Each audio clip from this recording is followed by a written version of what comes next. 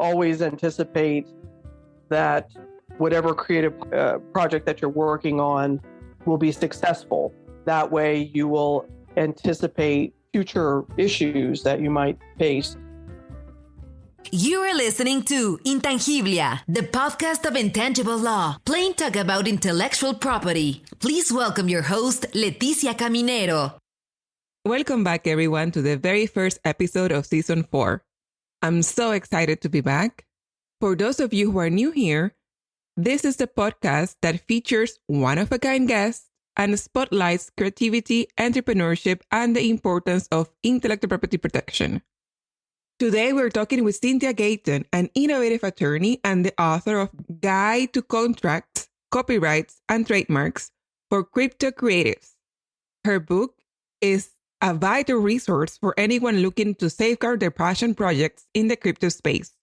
Stay tuned for a powerhouse conversation that will spark fresh ideas and help you stay ahead of this digital revolution. Let's start. My name is Cynthia Gayton. I'm an attorney based in Arlington, Virginia. I'm also an educator. I teach at the George Washington University in the engineering school. I'm originally from Seattle, Washington. I have an undergraduate degree from George Washington University in International Affairs and a JD from George Mason University in Arlington, Virginia. I started as a technical writer in terms of background, and I in the tech industry for many years. And because of the nature of technical writing jobs, you're always looking for work. So I decided I was going to go to law school, which I had intended to do early on in my career, and did that, and went to George Mason Law. I've been practicing ever since. I started my own practice initially. I've worked for some private companies, the federal government, and nonprofit organizations over the course of my career. I'm a volunteer attorney for Washington area Lawyers for the Arts, which I have done since graduating from law school. And so that's my background. I continue to be an attorney and an educator. Great. And that journey of learning and then teaching led us did it lead you to write a book, or you were curious about the topic and you started researching? How did you decide to write this book, and how it came to a reality? Actually, I have a textbook that I am currently editing, but I was also editing at the time. I had a 2017 edition of the book, if I remember correctly, and that's true. And as I was editing the book, I started looking at things that were going on new in contracts. So you as an attorney know how much contracts takes up of your practice and how important it is. So I learned about blockchain as a result, and learned about what they were calling smart contracts. I had learned about Bitcoin earlier in about 2013. I had a steampunk art gallery, and I was trying to find inexpensive ways to sell products, and thought Bitcoin was going to be the key because the transaction costs were so low. And we realize now that that was a very short-lived time frame when Bitcoin was cheap and when the transaction costs were cheap. So I had already been interested in Bitcoin. And then as a result of editing this book, I learned about blockchain. And then I wanted to see how smart contracts fit into the idea of contract law. So that led me to finding out about some local organizations that were having programs or discussions about blockchain generally. That led me to an organization that had a presentation that I went to, and I met someone there who was showing me about digital works that were being bought and sold using blockchain technology. At the time, it still exists. It's called Counterparty. one of the first crypto art platforms, buying and selling platforms. And he was an artist using Counterparty, and he and I decided to do a podcast on this new area of what we were calling crypto art, for lack of a better term. And so we did the podcast until early 2019, and it was called Art on the Blockchain. I didn't find, as a result of investigating this, I didn't see any materials talking about this for artists, because as I had mentioned earlier, I'm still a volunteer attorney at Walsh & Erie Lawyers for the Arts, and I didn't see anything how artists could be educated about this new opportunity for artists to buy and sell their works, especially as visual artists. And for the person that I was the producer, I guess, and the co-participant in art on the blockchain, he continues to be a visual artist. And so how do you get involved with this area? And he was also a musician and a DJ, and he continues to do that. So it was also an area that I thought would be perfect for the music industry as a distribution tool. So that led to writing this guide, because I didn't think there was enough out there to educate artists and musicians about crypto generally and how it would impact them as a way of distributing their work. So that's the path to the guide, to assist those who are completely unfamiliar with the territory. And at the time, crypto creatives and crypto artists those were the terms that were used to describe people who were either writing about creating art related to crypto, and creative people who were all involved with that industry. So that was the kind of the blanket term used to describe artists who were involved in the crypto industry. That's why the title, Guide to Copyrights and Trademarks for Crypto Creatives. Yes. Diving into your book, first, let's take a step back on the terms and talk about blockchain. I know it's very popular. We hear it everywhere, but what is it exactly, a blockchain? Well, we can go back to the foundation, which would have been a Bitcoin blockchain.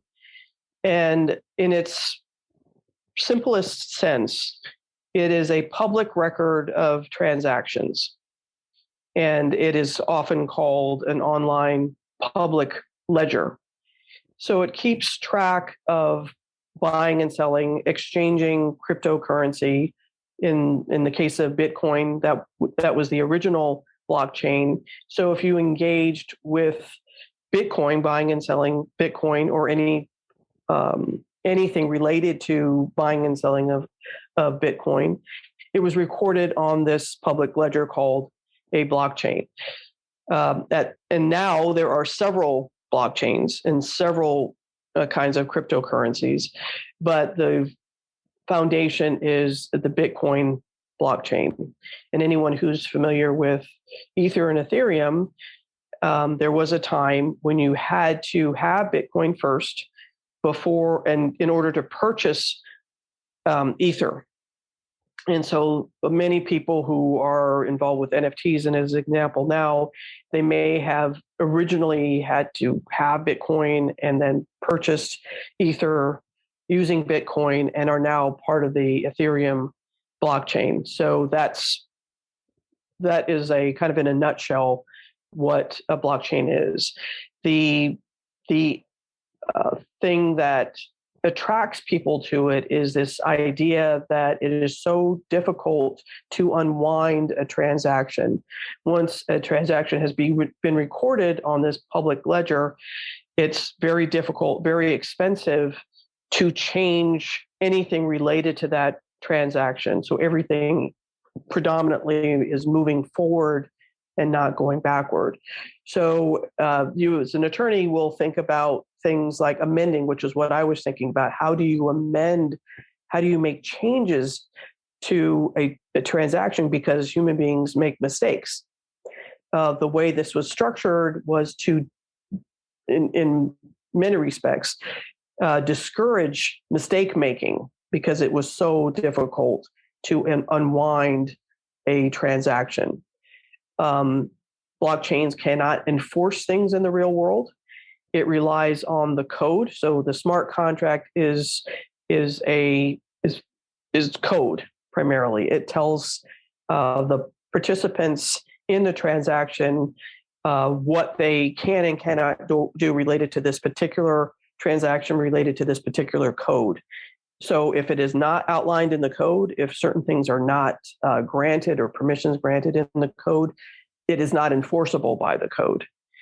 So that's where a lot of people, the smart contract is unfortunately the common term that's used for the code itself, but it was intended to be a contract as between parties that would be recorded on the blockchain and not necessarily reflect things that would occur in the real world. It has not been able to sufficiently duplicate what regular contracts, what we normally understand as contracts, and be enforceable in the same way. There are many efforts to mimic the contracts that we are used to, but as you know, with something like a public ledger that is where the parties are from all over the world, the laws that guide contracts elsewhere, it's hard to coordinate all those things, harmonize all of those contractual terms that we understand based on jurisdiction. So it's in its rudimentary phases as far as I'm concerned, but I think the important thing is that in order to understand it is that it is a record keeping tool. The smart contract is not a self-governing body that helps with everything, and you don't need to worry about jurisdictions. It's very much a tool that it can be used, but you have to make sure that whatever you're using it for, it should have been backed with a real contract, whether a physical contract or a traditional contract? Well, what's happening now, and I'm happy to see it, is there are often links within the smart contract itself. It will point to the traditional, for lack of a better word, contract in digital form to which the parties agree. And so that could also be part of the smart contract itself. So if you have an opportunity to look at the smart contract code, a lot of the real world language is set up as text in the code itself. But the enforceability of it, you have to go out into the real world to enforce it. If there's been a breach, if something has not happened in a way that you anticipated, you still have to deal with the real world circumstances. But there are many efforts to mimic real world contracts in the code. It just hasn't been fully developed because if there's a tendency to use the laws of a dominant country as the basis, but it may not be enforceable in another country. So it's a complicated thing. I encourage people, whenever they do work with a smart contract that is not one that they wrote, to make sure that they understand it. And if there are terms and conditions, which often appear on the websites where smart contracts are executed, that you read the terms and conditions so that you understand what the website or whoever is managing the smart contract says about what the terms and conditions are. So there's many layers, just like with any online transaction. There are terms and conditions. There are so many things out, that you have to be aware of, especially when there's significant amounts of money involved with the transaction. Yes, of course, because that's the moment when you really need an enforceable contract. Right. Everything is great when you have a good relationship with the other party. There's no issue. But the moment something goes wrong, you need to be able to rely on an enforceable contract, a contract you can take to court or to an arbitration or mediation or whichever forum, and you can Right. actually enforce it. So it's important to look out, not just copy paste whatever you see people using, just to make sure that you know the implications of the smart contract, and also whatever is behind in the little in the small letters, right?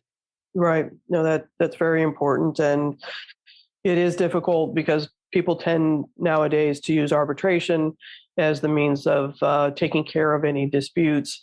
But arbitration is jurisdiction driven also. So Yes. the smart contract might have been intended to be enforced in Switzerland, as an example. But if you're based in the United States, you have to abide by the arbitration clause if you agree to arbitration. So you would be subject to the laws of Switzerland.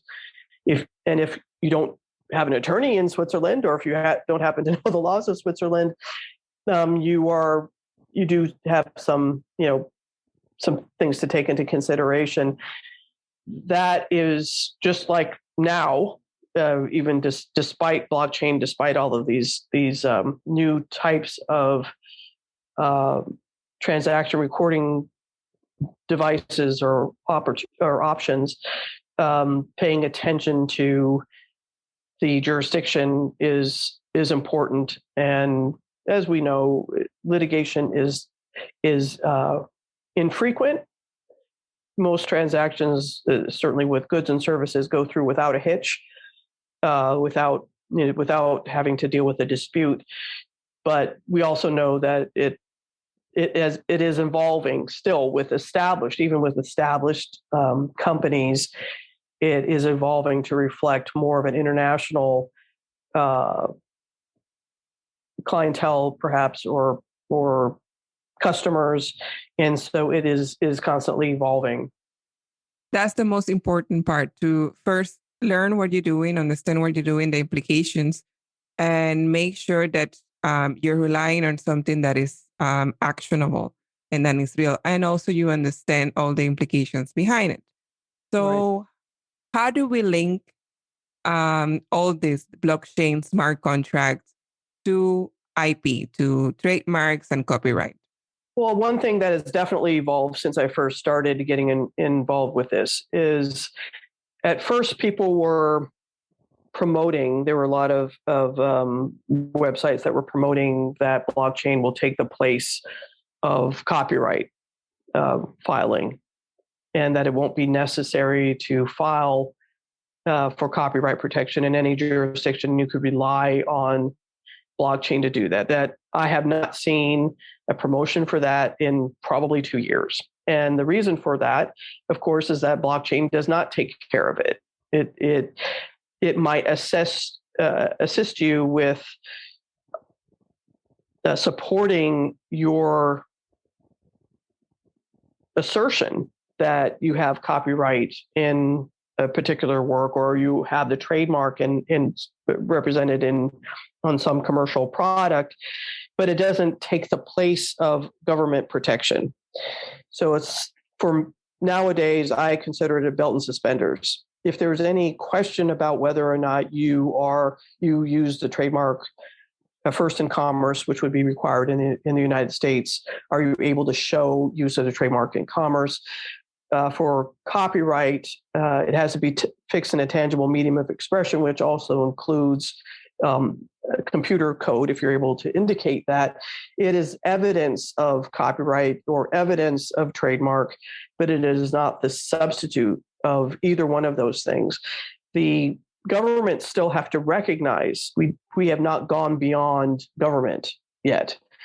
Jurisdictions still matter, and unless the jurisdiction recognizes that a transaction or some evidence of a work is the same as having filed the work with that jurisdiction, it's still just, it doesn't necessarily mean anything unless the country or the jurisdiction recognizes it as something. So the relationship for copyright and trademark is, in my mind, only as evidence of those things, and not, and it could help with, for example, there was a very strong movement to have royalties paid. For example, if a song was played on a radio station or online or something, you could use a blockchain smart contract to pay everyone the royalties they were entitled to using those smart contracts. And that could, that it's still just an idea. I've seen at least 3 different attempts at trying to do that on a global level. It has not been successful, and a lot of that is because there are entities that are very much involved in making money from providing those services right now. So there's not much of an incentive to replace it with something that's not in their control, because that is part of the ethos of blockchain, is that it is not in anyone's control, that there are people who are participating in managing the blockchain on a volunteer basis, and it is not centralized. So if with introducing organizations that are trying to centralize or control blockchains and control the ledgers, it kind of goes against the idea of a distributed ledger, which blockchains were originally considered to be and had been encouraged to be. So to the extent that you could keep track of copyrights, whether it was music or art, this is one thing that was kind of awesome about thinking about this. It didn't matter what the medium was, because it could still keep track of the transaction regardless of medium. All you'd have to do is identify the medium, but it didn't depend on having the medium attached. This is another thing worth noting about blockchain, is that it has to be pretty lightweight in order for it to function properly. So when you, for example, buy and sell art, let's say it's an NFT or even music, there is a link to the file containing that music, or a link to the file with the art. The art itself is not on the blockchain, because it takes art if it's a halfway decent file, if it's considered a high resolution file, as an example, it is a huge file, and it would clog up the blockchain, because the transaction would not be nimble, it would not be fast. So this was a way of streamlining the blockchain transactions by having the storage be separate from the ledger itself, from the blockchain ledger itself.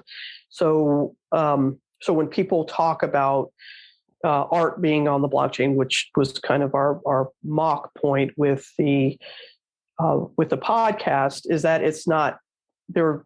This is not to say, because there are some art pieces that are actually on the blockchain. They're actually stored and move along on the blockchain. But because it is something that does take a lot of space, very, very few artists or musicians are attempting to have the actual file transmitted or exchanged on blockchain using a smart contract. It's usually a link that is on the smart contract that points you to your own personal file related to that transaction. So I wanted to point that out. Any implications on making that difference of putting it in the blockchain or not? Is there any risk if you don't put it inside the blockchain, or is it okay either way? Well, the risk is similar to, another thing I want to emphasize is that a lot of the things that people think about now on, even without understanding blockchain at all, still exist, even in the crypto space. For example, dead links. You have to, if you're going to store your art files or your music files off the blockchain, then somebody has to maintain it. And you want to make sure that there's some reliable, that your files are being maintained in a reliable way. Some people will host their art files or their music files on their own. Some artists do that themselves. Some platforms will provide that service to you, but then you run the risk of, if you don't pay for the storage, then the storage, the place where your files are stored, have no obligation to maintain files for you, because it does, takes up space on their own, on their own hosting services. There's something called IPFS that a lot of people use.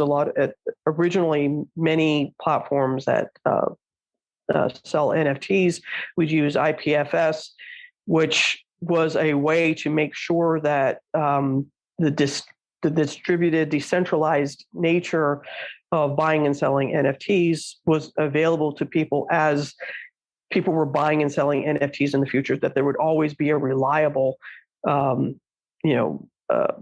file would always be there. Unfortunately, it relies on use. If people don't access the file where the art is stored on a somewhat regular basis, the places where the file is stored could decide not to store it anymore because of their own constraints on their storage. And these are, in many cases, volunteers who volunteer to store this data.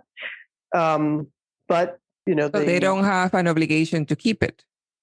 They don't have an obligation to keep it. No. But that's important. That's important to note, of course. Right. So it's a voluntary basis, and you have to be aware where you sending your files to, and if it's something reliable, or if you're willing to have the risk of it changing from one day to the next. Actually, right? Yeah, it's important to know that it is often disclosed. People, as you probably know, don't read their terms and conditions. So because it's usually disclosed. It says that they are not responsible for third-party websites, right? And this is true for any kind of service that you're engaged with online right now. Anyway, this is not new, but at the initial stages of it, there were so few people involved. There were so few files that were that anybody needed to worry about. Now it's boomed, and so a couple of things have happened. Some platforms that buy and sell NFTs, as an example, they have their own hosting servers that retain the files related to NFTs, as an example.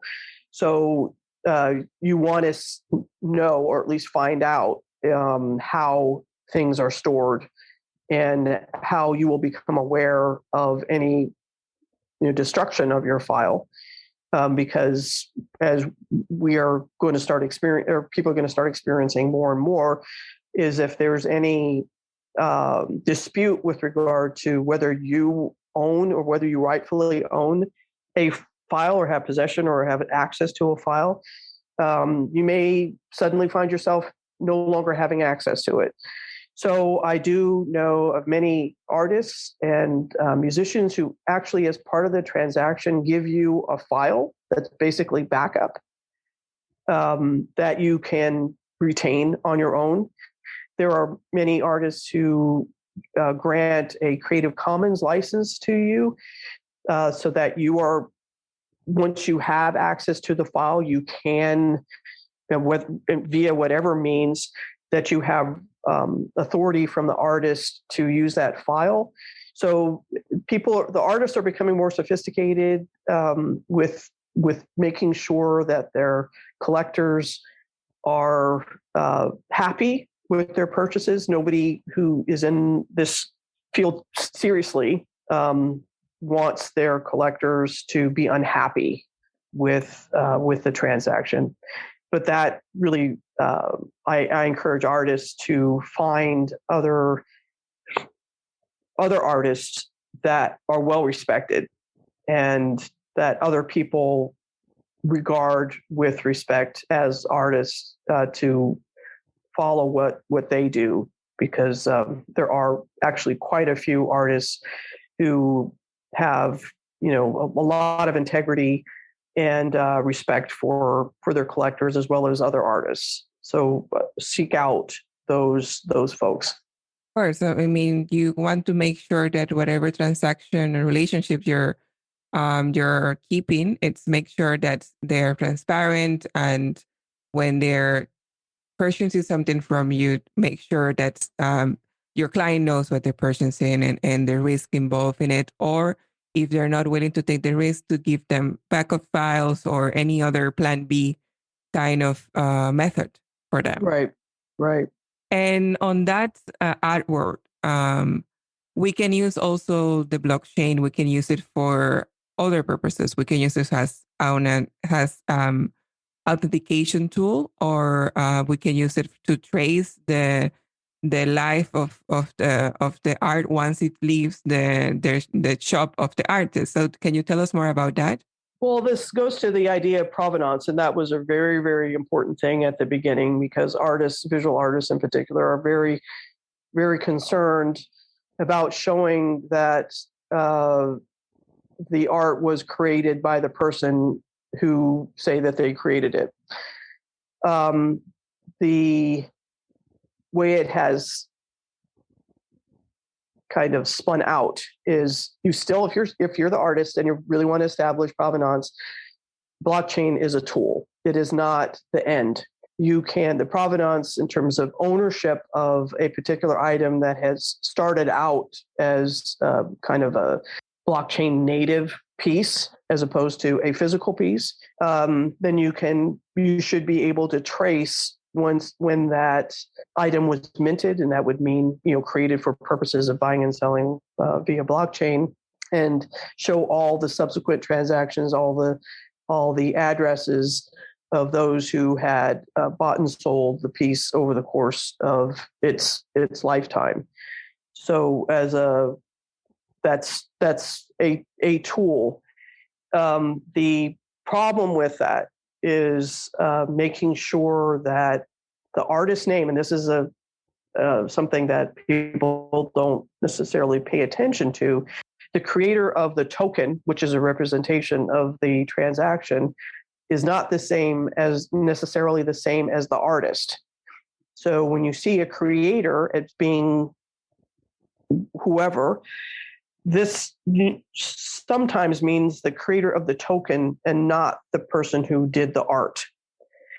So you want to make sure, and again, trustworthy artists will tell you and inform you upon request which pieces, if you see a token or you see an NFT that has their name attached to it, they will tell you whether or not it's theirs. Always check to make sure. The way smart contracts are designed, not everybody is particularly sophisticated about creating smart contracts, but you want to make sure that you know who the artist is. You want to make sure that, is there a difference between the creator of the token that represents the transaction and the creator of the artwork? Some platforms make it a point to make sure that the artist's name appears, but you as the purchaser, if you're spending more than $5, as far as I'm concerned, on a token, on a NFT, it's up to you to find out and make sure that the especially if you're trying to support an artist, to make sure that the artist has okayed that sale. You are listening to Intangiblia, the podcast of intangible law, plain talk about intellectual property.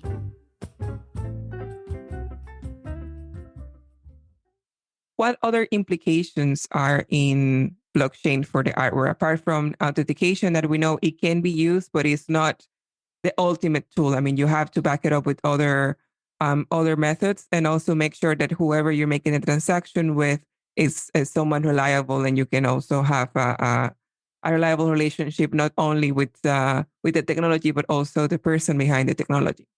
So, what other ways we can use the blockchain for art or music or other medium? Well, there's something that has been happening recently. I've learned about people using blockchain as a form of fundraising for art projects, and this is similar to a lot of the crowdfunding platforms that people are familiar with.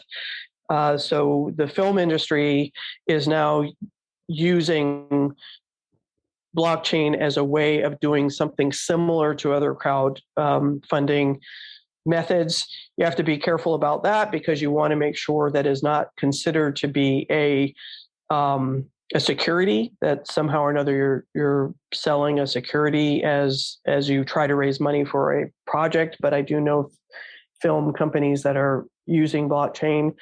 I've known about people who write articles or write books who are using blockchain to sell the books. And this is very interesting because anyone who is an author can appreciate, first being able to track what's happening with your book into the future. You can, for example, Amazon doesn't tell you necessarily how your book is being sold in the future or resold, right? You have no idea if your book or your work is being resold.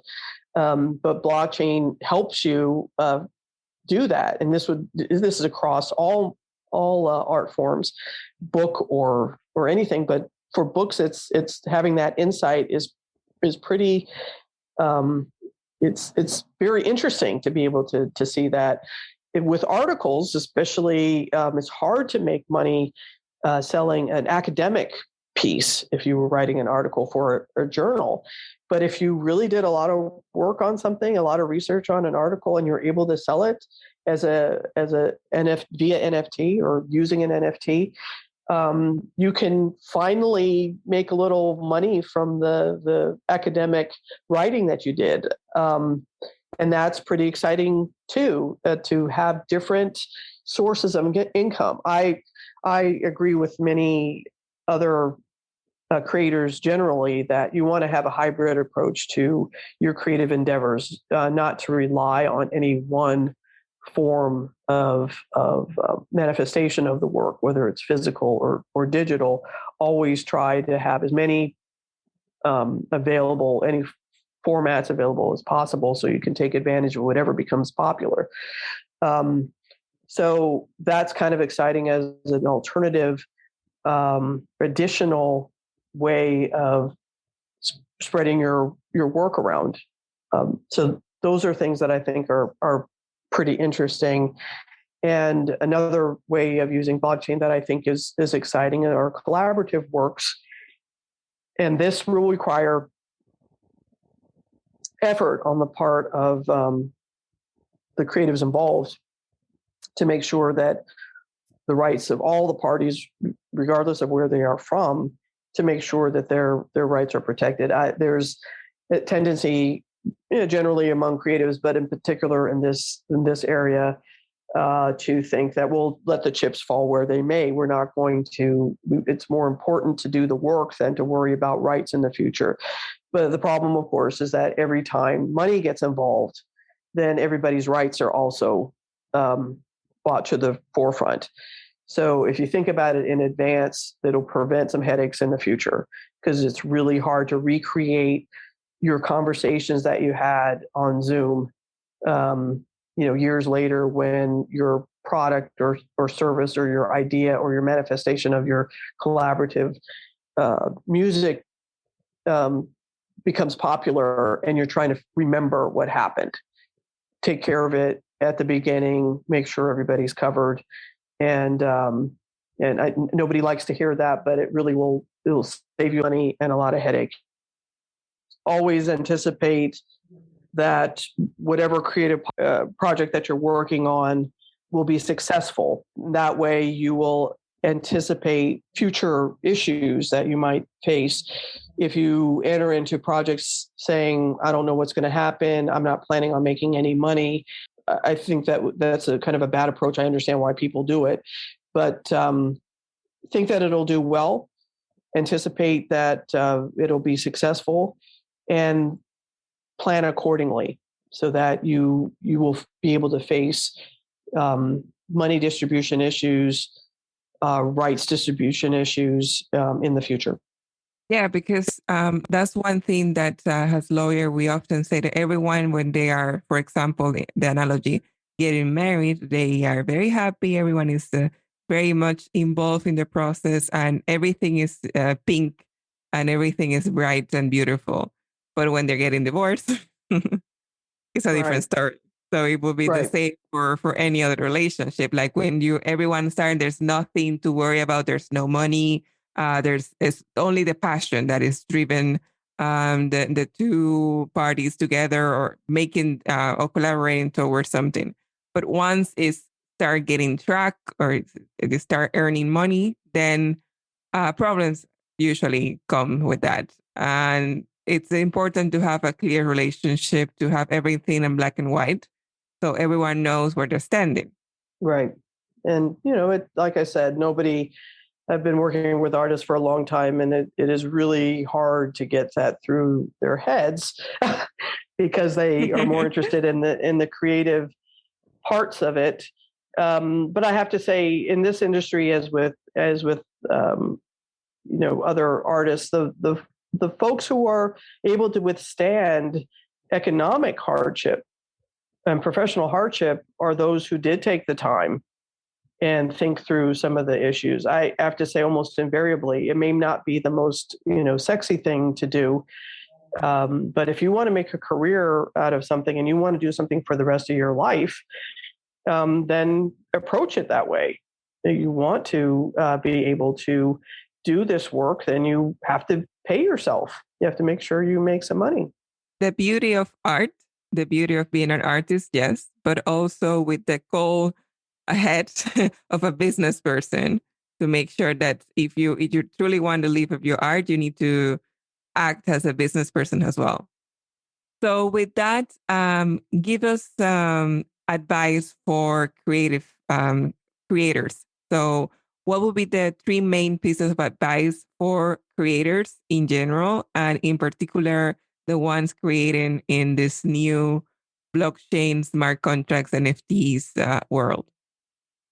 One thing that I think is important is to, if you have a question about something, ask someone. Don't be afraid to learn more about your industry. I think that has slowed a lot of people down, especially with dealing with crypto. You don't have to give up your interest in painting in order to get involved with this. You can find ways to make minor goals in participating in this particular technology. So I think the first thing is don't be afraid. Be really interested in your art and how to make sure that people see your art. So be interested in that. Another piece of advice is always ask questions of professionals. If there's an opportunity to hear an attorney, an accountant, somebody who's been on the professional side of things, take the chance and take that opportunity and listen to what they have to say. You may not agree. It tends to be the case that professionals are a lot more conservative than risk takers. But you don't want your attorneys necessarily or your accountants to be risk takers with your stuff, with your money. So they tend to tell you what the rules are, and then you can plan accordingly. So take advantage of that. The other thing to take into consideration is always educate yourself. Continue to educate yourself about your field of interest, and about how you want to move forward. So education is another aspect of this. With regard to crypto, generally, anyone who is a crypto artist or crypto creative, anyone who's doing any of these things, this will not be the end of it. Where we are right now, I think I've lived through 5 or 6 lifetimes since I started getting involved with this. So what you think is going to be the case next year will probably not be the case next year. So anticipate change. It is still evolving, even though people are making significant amounts of money. There's a lot of money being invested in this. Know that it is going to change, and don't rest with that knowledge. I make an effort myself to continue to learn, because things have changed a lot just in the past week. things are different from last week with a lot of these things. So don't rest with what you think you understand about this space, because it changes dramatically from day to day. Not to be paranoid about it, but be realistic. This is a fast-paced industry. You have to keep yourself informed at all times, especially if you're putting your art, your creations in these tools. You need to make sure that is not something that you are going to lose just because you neglect to do your homework, or to read, or to understand it further, or to ask to find advice in people that can guide you through this very unique world. Yeah, and to recognize also that a lot of people that got involved with this, myself included, thought that this might help solve some problems. It might help solve piracy problems. It would help solve copyright infringement problems. That it would encourage people to be more honest. And unfortunately, that is not necessarily the case. But and that's why I would encourage people to look at this as a tool, as a way to reach your goals with regard to cutting down on piracy of your works, and cutting down and making sure that your copyrights are protected and enforced. So kind of change your mindset from, this is all I have to do is make sure it's on the blockchain and all my problems have been solved. That is not the case. It is just another weapon in your arsenal to protect your work and to keep track of your work. Of course, there's no magic solution to infringement or to piracy. It's about making sure you keep an eye on your belongings and act and decide whether to action or not, or to pursue any infringement. But the most important part is to know if someone is using it in the wrong way or unauthorized way. But with that, then you decide whether or not to pursue it.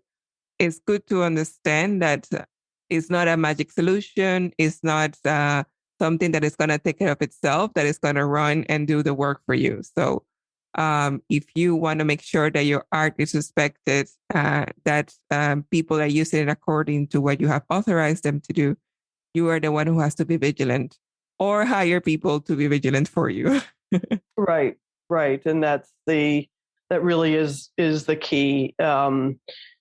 And surround yourself with people that you respect and trust, I think is really important here, because it is online. I mean, these are people that you may never meet in person.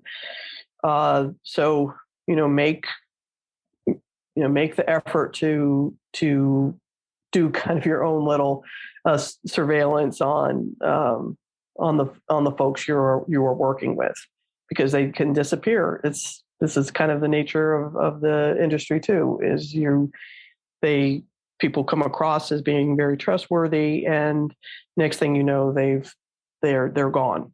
So take the time. There's like I said, it's evolving. There's no rush.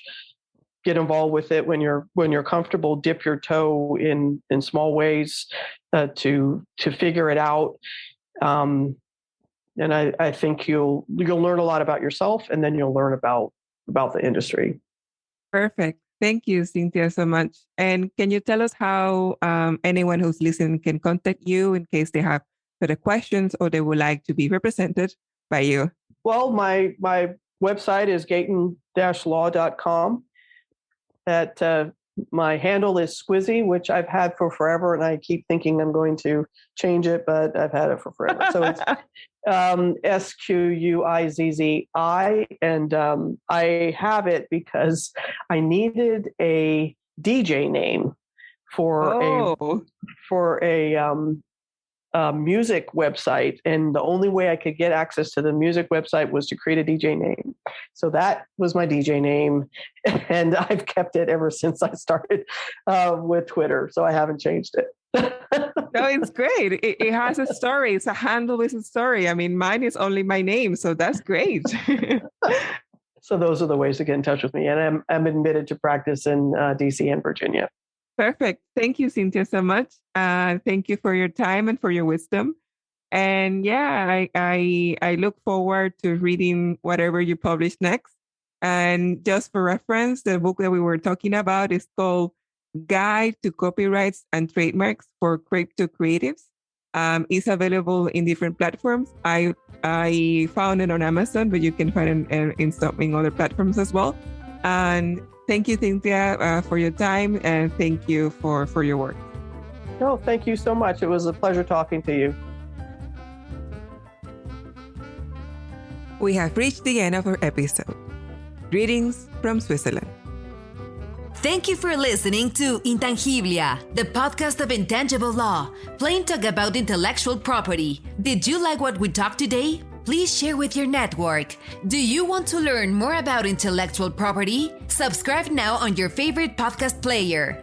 Follow us on Instagram, Facebook, LinkedIn, and Twitter. Visit our website www.intangiblia.com. Copyright Leticia Caminero 2020. All rights reserved. This podcast is provided for information purposes only.